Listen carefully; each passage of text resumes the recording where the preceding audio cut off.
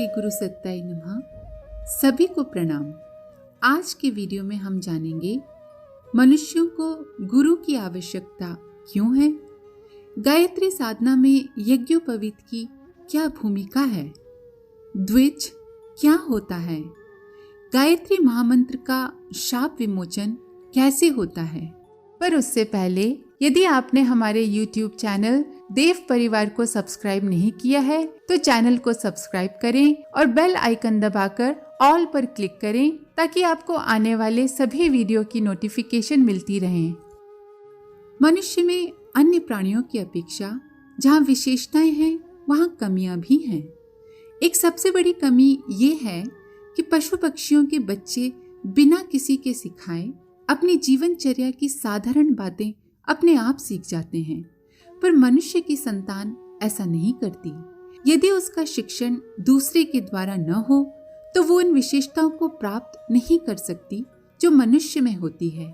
मनुष्य गीली मिट्टी के समान है, जैसे सांचे में ढाल दिया जाए वैसा ही खिलौना बन जाता है। हमारे पारदर्शी पूर्वज मनुष्य की कमजोरी को भली प्रकार समझते थे। उन्हें अच्छी तरह मालूम था कि यदि बच्चों के सुधार और परिवर्तन का प्रारंभ से ही ध्यान न रखा गया तो ये बहुत मुश्किल है कि वे अपनी मनोभूमि को वैसे ही बना सकें जैसे कि मानवीय प्रतिष्ठा के लिए आवश्यक है। आमतौर से सब माता पिता उतने सुसंस्कृत नहीं होते कि अपने बच्चों पर केवल अच्छा प्रभाव पड़ने दें और बुरे प्रभाव से उन्हें बचाते रहें। दूसरा ये भी है कि माँ बाप में बच्चों के प्रति लाड़ प्यार का भाव स्वभावतः अधिक होता है। वे उनके प्रति अधिक उदार एवं मोहग्रस्त होते हैं। ऐसी दशा में अपने बच्चों की बुराइयां उन्हें दिखाई भी नहीं पड़ती।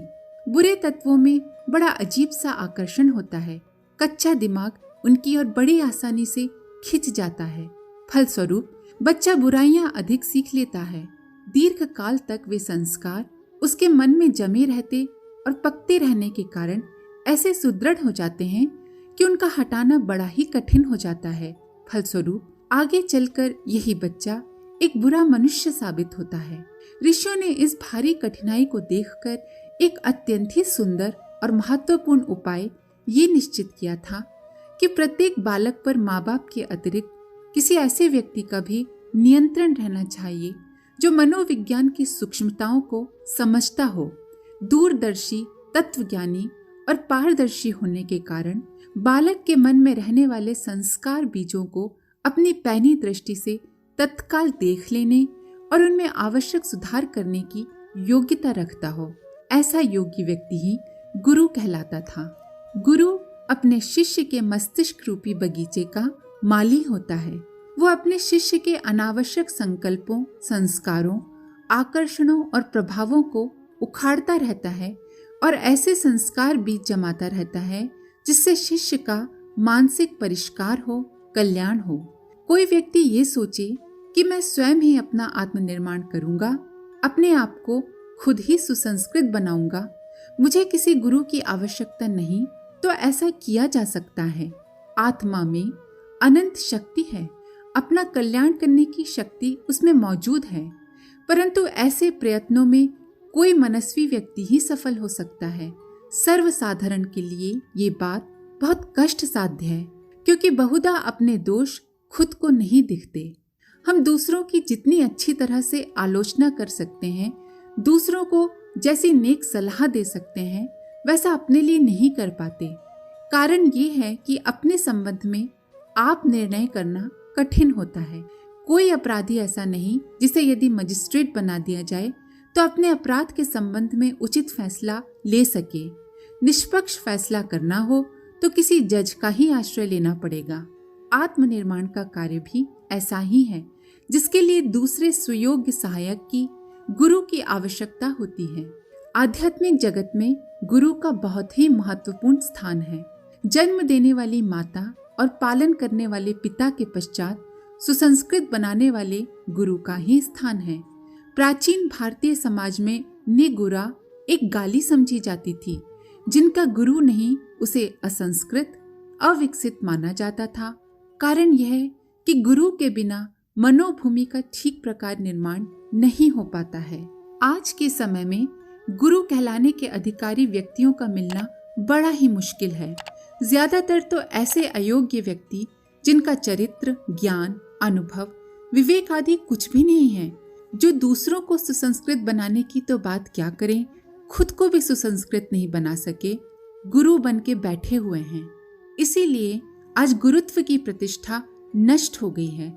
आज गुरु या गुरु घंटाल शब्द किसी चालाक धूर्त व्यक्ति के लिए ही प्रयुक्त किया जाता है। मनुष्य को सुयोग्य बनाने के लिए उसके मस्तिष्क को दो प्रकार से उन्नत किया जाता है, शिक्षा द्वारा और विद्या द्वारा।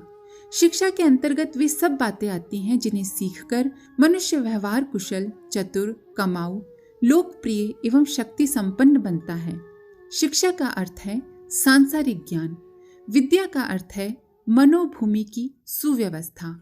विद्या द्वारा मनोभूमि का निर्माण होता है। मनुष्य की इच्छा, भावना, श्रद्धा, मान्यता, रुचि एवं आदतों को अच्छे ढांचे में डालना विद्या का काम है। 84 लाख योनियों में घूमते हुए आने के कारण पिछले जन्मों के पाश्विक संस्कारों से मन भरा रहता है। उनका संशोधन करना विद्या का काम है। यदि मनुष्य से वंचित रह जाए तो फिर उसका जीवन अविकसित, अनुपयोगी और अपने तथा समाज के लिए भार स्वरूप बन जाता है।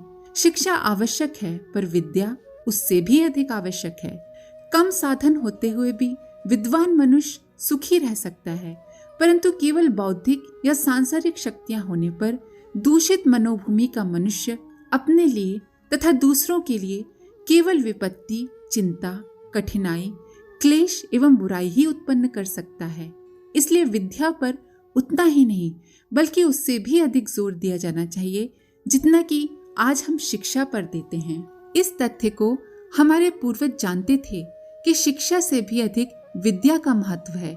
इसलिए वे छोटी सी आयु में ही अपने बच्चों पर गुरु का नियंत्रण स्थापित करा देते थे। भारतीय धर्म के अनुसार गुरु की आवश्यकता प्रत्येक भारतीय के लिए है। जैसे ईश्वर के प्रति, शास्त्रों के प्रति, भारतीय आचार के प्रति, ऋषियों और देवताओं के प्रति आस्था एवं आदर बुद्धि का होना भारतीय धर्म के अनुयायियों के लिए आवश्यक है, वैसे ही ये आवश्यक है कि वो निगुरा न हो। उसे किसी सुयोग्य सत्पुरुष का ऐसा पथ प्रदर्शन प्राप्त हो ताकि उसका सर्वांगीण विकास हो सके। संभ्रांत भारतीय धर्मानुयायी को द्विज कहते हैं।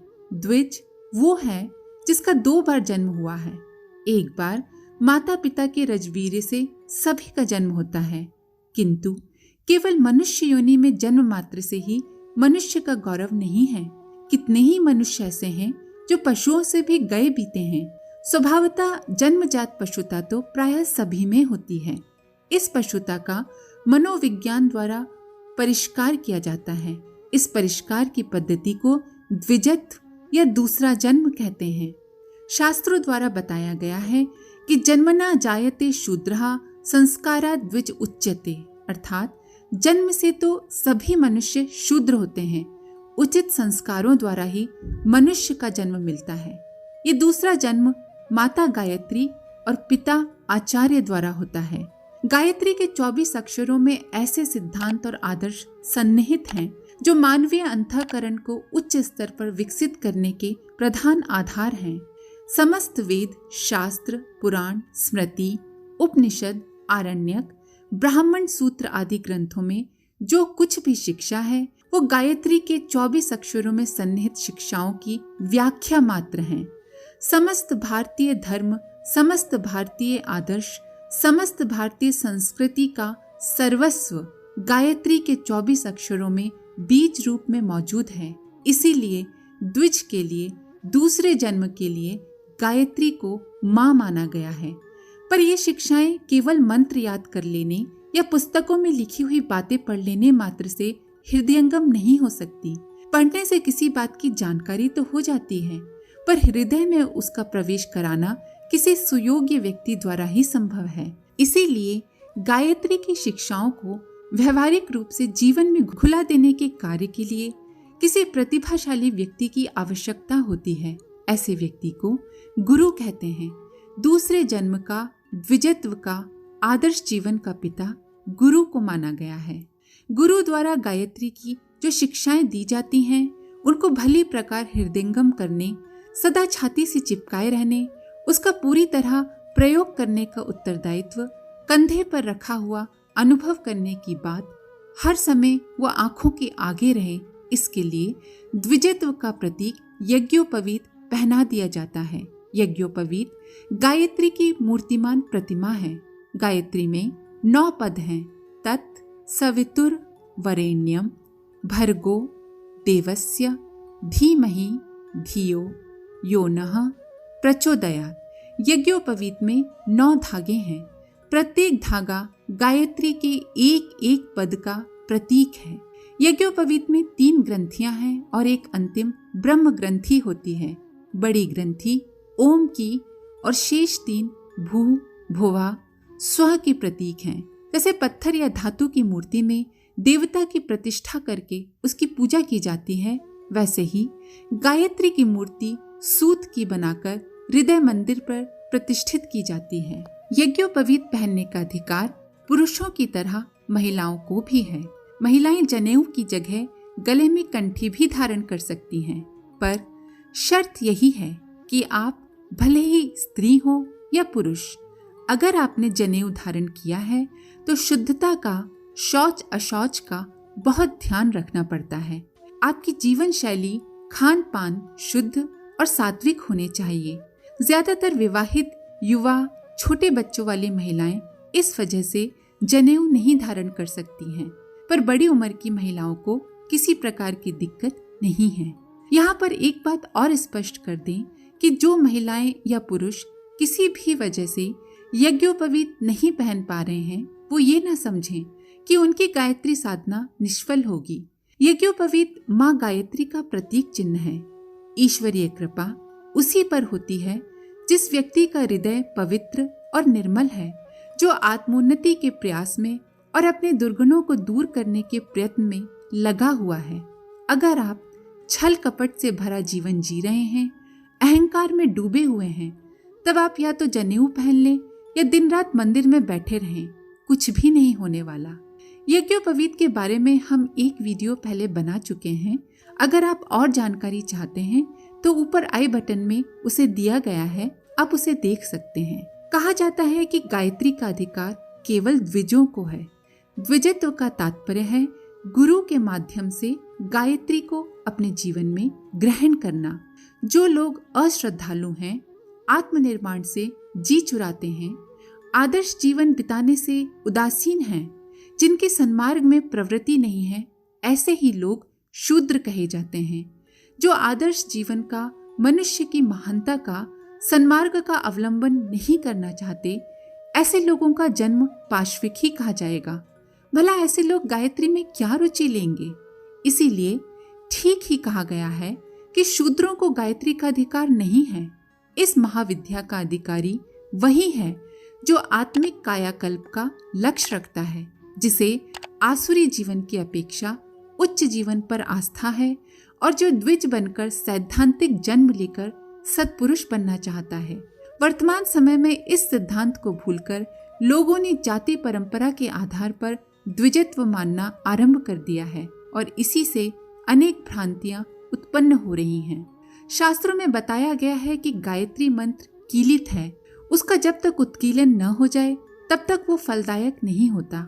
ये भी कहा गया है कि गायत्री को श्राप लगा हुआ है, उस श्राप का जब तक अभिमोचन न कर लिया जाए तब तक कोई लाभ नहीं होता।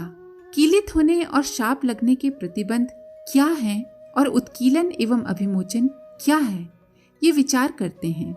यूँ तो ये भी कहा जा सकता है कि औषधि विद्या कीलित है, क्योंकि अगर कोई ऐसा व्यक्ति जो शरीर शास्त्र, रोग निदान, चिकित्सा विज्ञान की बारीकियों को नहीं समझता और अपनी आधी अधूरी जानकारी के आधार पर चिकित्सा आरंभ कर दे, तो कुछ भी लाभ नहीं होगा, उल्टी हानि ही हो सकती है। यदि औषधि से कोई लाभ लेना है तो किसी अनुभवी वैद्य की सलाह लेना आवश्यक है। आयुर्वेद ग्रंथों में तो बहुत कुछ लिखा है, उन्हें पढ़कर बहुत सी बातें भी जानी जा सकती हैं। फिर भी वैद्य की आवश्यकता तो होती है, और वो भी अनुभवी वैद्य की। वैद्य के बिना हजारों रुपए के चिकित्सा ग्रंथ और लाखों रुपए का औषधालय भी रोगी को कुछ लाभ नहीं पहुंचा सकता। इस दृष्टि से कहा जा सकता है कि औषधि विद्या कीलित है। गायत्री महाविद्या के बारे में भी यही बात है। साधक की मनोभूमि के आधार पर साधना विधान में, नियम उपनियमों में, आदर्शों में अनेक हेर फेर करने होते हैं। सबकी साधना एक जैसी नहीं हो सकती। इस दशा में ऐसे व्यक्ति का पथ प्रदर्शन आवश्यक है जो इस विद्या का ज्ञाता एवं अनुभवी हो। जब तक ऐसा मार्गदर्शक न मिले तब तक औषधि विद्या की तरह गायत्री विद्या भी साधक के लिए कीलित ही रहेगी। उपयुक्त मार्गदर्शक का मिल जाना ही उत्कीलन है। ग्रंथों में बताया गया है कि गुरु द्वारा ग्रहण कराई गई गायत्री ही उत्कीलित होती है, सफल होती है। स्कंद पुराण में वर्णन है कि एक बार वशिष्ठ, विश्वामित्र और ब्रह्मा ने क्रुद्ध होकर गायत्री को श्राप दिया कि उसकी साधना निष्फल होगी। इतनी बड़ी शक्ति के निष्फल होने से हाहाकार मच गया। तब देवताओं ने प्रार्थना की कि इन शापों का विमोचन होना चाहिए। अंत में ऐसा मार्ग निकाला गया कि जो शाप विमोचन विधि को पूरा करके गायत्री की साधना करेगा उसका ही प्रयत्न सफल होगा और शेष लोगों का श्रम निरर्थक जाएगा। इस अलंकारिक कथा में एक बड़ा भारी रहस्य छिपा हुआ है। विश्वामित्र का अर्थ है संसार का मित्र, लोक सेवी, परोपकारी। वशिष्ठ का अर्थ है विशेष रूप से श्रेष्ठ और ब्रह्मा का अर्थ है ब्रह्मपरायण। जो ब्रह्मपरायण नहीं है, जिसकी साधना एवं तपस्या नहीं है, ऐसा गुरु किसी की आत्मा को भला क्या प्रकाश दे सकेगा। तात्पर्य ये है कि उदार, महानता युक्त, ब्रह्मपरायण, इन तीनों गुणों से युक्त मार्गदर्शक गुरु के निर्देश अनुसार होने वाले आध्यात्मिक प्रयत्न ही सफल एवं कल्याणकारी होते हैं। इसके विपरीत कुपात्र, अयोग्य और अनुभवहीन व्यक्तियों की शिक्षा अनुसार की गई साधना तो इसी प्रकार व्यर्थ रहेगी मानो किसी ने श्राप देकर उसे निष्फल कर दिया हो। श्राप लगने और उसके विमोचन करने का गुप्त रहस्य उपयुक्त मार्गदर्शक के निर्देश अनुसार अपनी कार्य पद्धति का निर्माण करना है। गायत्री के कीलित एवं शापित होने का और इसके उत्कीलन एवं शाप विमोचन का यही रहस्य है। गायत्री मानव जीवन की जन्मदात्री, आधारशिला एवं बीज शक्ति है। भारतीय संस्कृति रूपी ज्ञान गंगा की उद्गम भूमि गंगोत्री ये गायत्री ही है। इसीलिए इसे द्विजों की माता कहा गया है। माता के पेट में रहकर मनुष्य देह का जन्म होता है। गायत्री माता के पेट में रहकर मनुष्य का आध्यात्मिक, सैद्धांतिक, दिव्य विशेषताओं वाला दूसरा जन्म होता है। परंतु ये माता सर्व संपन्न होते हुए भी पिता के अभाव में अपूर्ण है। गायत्री माता की अदृश्य सत्ता को सद्गुरु द्वारा ही ठीक प्रकार से शिष्य की मनोभूमि में आरोपित किया जाता है। इसीलिए जब द्विजत्व का संस्कार होता है तो इस दूसरे आध्यात्मिक जन्म में गायत्री को माता और आचार्य को पिता घोषित किया जाता है। आशा है आपको दी गई जानकारी पसंद आई होगी। आप सभी का बहुत बहुत धन्यवाद। ओम शांति। हमारे YouTube चैनल को सब्सक्राइब करें और बेल आइकन को दबाकर ऑल पर क्लिक करें ताकि नोटिफिकेशंस आपको मिलती रहें।